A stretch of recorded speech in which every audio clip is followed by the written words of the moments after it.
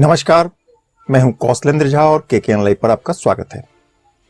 खबरों की खबर और लीक से हटकर खबर के इस सेगमेंट में आज बात करेंगे बिहार के जनादेश का। बिहार में विधानसभा 2020 का जनादेश एनडीए के पक्ष में आ चुका है। हालांकि इसमें कुछ अनकहे संदेश भी छिपा हुआ है। सबसे बड़ा सवाल तो यह कि सरकार की आयु कितने दिनों की होगी। जनादेश में सत्ता की दो चाबी बन गई है। 4 सीट जीतकर हम के जीतनराम मांझी के पास एक चाबी होगी, वहीं 4 सीट जीतने वाले वीआईपी के मुकेश सहनी के पास दूसरी चाबी होगी। इसमें से कोई भी एक जब चाहे सरकार गिरा सकती है। अब इस गणित को समझिए। एनडीए के पास इस समय कुल 125 सीट हैं और सरकार चलाने के लिए 122 सीट की दरकार है। इसमें से 4 सीट माइनस कर दिया जाए तो सरकार गिर जाएगी, यानी हम और वीआईपी के पास सरकार की चाबी होगी। अब दोनों के ट्रैक रिकॉर्ड पर गौर करें तो इनका 5 साल तक साथ रहने की उम्मीद जोखिम भरा माना जाएगा।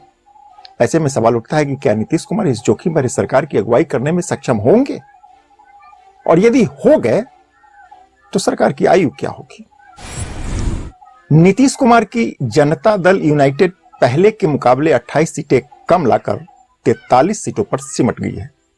ऐसे में कहा जाने लगा है कि यह नीतीश कुमार की नहीं बल्कि एनडीए की जीत है।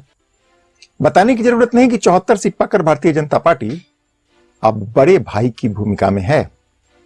शायद इसी को सियासत कहा जाता है। यहां ना जाने कब बड़ा भाई छोटा हो जाए और छोटा भाई बड़ा, इसको कोई नहीं जानता है।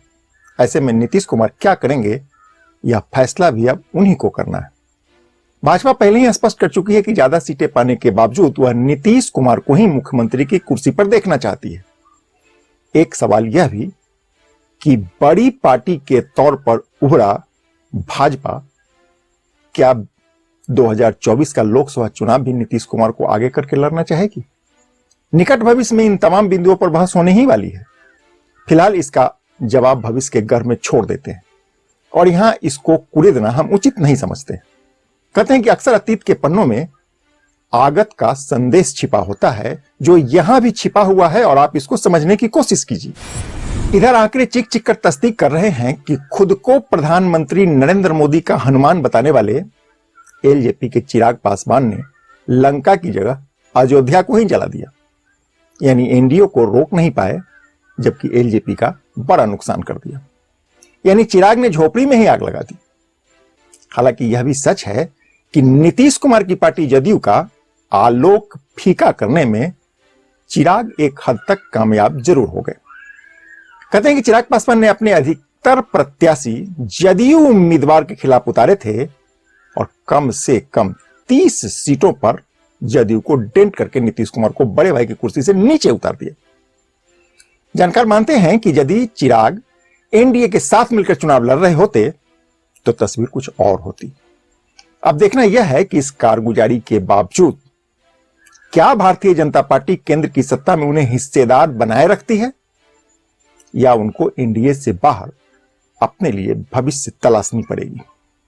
यदि वे अपने पिता रामविलास पासवान के निधन से खाली हुई सीट को भरते हैं तो लोकसभा चुनाव को लेकर उठ रही आशंकाओं पर नए सिरे से चर्चा शुरू हो जाना लाजमी हो जाएगा। हालांकि दबी जुबान से यह चर्चा पहले से ही शुरू हो चुका है। यदि इसके सच्चाई का कोई भी प्रमाण सार्वजनिक हुआ तो जदयू के लिए बीजेपी के साथ चलना मुश्किल हो जाएगा। यानी बिहार विधानसभा चुनाव का परिणाम जितना स्पष्ट दिख रहा है, दरअसल यह उतना सहज है नहीं और इसके दूरगामी असर से इनकार नहीं किया जा सकता।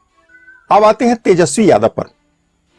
यह एक खुला सच है कि 2015 का विधानसभा चुनाव राजद और जदयू ने मिलकर लड़ा था। तब लालू यादव खुद गठबंधन की अगुवाई कर रहे थे। इस बार वे जेल में है। यकीनन सारा दारोमदार अकेले तेजस्वी यादव पर था।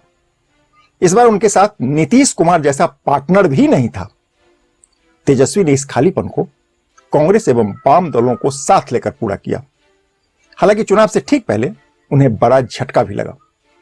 हम वीआईपी और राष्ट्रीय लोक समता पार्टी महागठबंधन को ठेंगा दिखा गए। कारण जो भी हो, पर यकीनन महागठबंधन का कुनबा इसके बाद कमजोर हुआ। इसके बावजूद तेजस्वी यादव ने बेरोजगारी का बड़ा मुद्दा उछाला और बड़ी संख्या में भीड़ को अपनी ओर आकर्षित करने में कामयाब भी हो गए। पर पहली कलम से 10 लाख युवाओं को सरकारी नौकरी देने के उनके वादे पर धीरे धीरे युवाओं का यकीन कम होता चला गया और इसे राजनीति का जुमला मान लिया गया। अलबत्ता कुछ युवाओं का उन्हें इस समर्थन भी मिला, पर महिलाओं ने नीतीश कुमार का साथ नहीं छोड़ा। नतीजा सामने है। इस सभी कुछ के बीच चुनाव प्रचार के दौरान प्रधानमंत्री नरेंद्र मोदी ने जंगल राज की अवधारणाओं को नए सिरे से परिभाषित करके रही सही कसर को पूरा कर दिया और तेजस्वी के मुख्यमंत्री बनने का सपना फिलहाल सपना ही रहा। इस सभी कुछ के बीच यहां यह कहा जा सकता है कि बेशक चुनाव हारने के बावजूद तेजस्वी यादव पहले से कहीं अधिक कद्दावर नेता बनकर उभरे हैं। यहां वाम मोर्चे की चर्चा करना भी जरूरी है। इस चुनाव में 16 सीटें जीतकर उन्होंने अपनी जोरदार वापसी की है। अब इसे भी एक संयोग कह सकते हैं। एक ओर बिहार में भाजपा का जबरदस्त उहार हुआ है, वहीं दूसरी ओर वाम दलों की तरक्की, और दोनों एक साथ। यह संयोग नहीं तो और क्या है। कौन कहता है कि राजनीति में वैचारिक संघर्ष के दिन विदा हो गए? ये इसके प्रमाण है। इधर 5 सीटों पर जीत दर्ज करके असदुद्दीन ओवैसी भी एक ताकत के तौर पर उभरे हैं। चिराग पासवान की तरह उन्होंने भी महागठबंधन का खेल बिगाड़ा है, पर बड़ी ही चतुराई के साथ खुद को खड़ा भी कर लिया। कहते हैं कि महाराष्ट्र के बाद अब बिहार उनकी भावी राजनीति की पनाहगार बन जाए तो किसी को आश्चर्य नहीं होगा। यहां यह भी गौर करने वाली बात है कि कोरोना, पलायन, चीन और आर्थिक तंगी के बावजूद प्रधानमंत्री नरेंद्र मोदी अपना आकर्षण बरकरार रखने में कामयाब हुए हैं। भाजपा उनके बिना राजनीतिक दल के तौर पर इतने बड़े उभार की कल्पना भी नहीं कर सकती थी। सिर्फ बिहार ही नहीं बल्कि देश के अन्य राज्यों में भी जहां उपचुनाव हुए हैं, भाजपा को जबरदस्त सफलता मिली है। चुनाव दर चुनाव अपना आकर्षण बरकरार रखने की क्षमता नरेंद्र मोदी के अलावा इस दौर के किसी और राजनेता में शायद ही बची हो। लिहाजा कुछ सियासी समीक्षक बिहार के जनादेश को अंतिम नहीं मानते। हो सकता है कि सत्ता की चौहद्दियों में छिपे चौसर पर कुछ अनजान मोहरे अपने बारी का अभी भी इंतजार कर रहे हों। हालांकि यह वक्त है एनडीए के ताजपोशी की। हमें उम्मीद है इस बार वे विकास की जन आकांक्षाओं का पहले से और अधिक सम्मान करेंगे। शुभकामनाओं के साथ नमस्कार।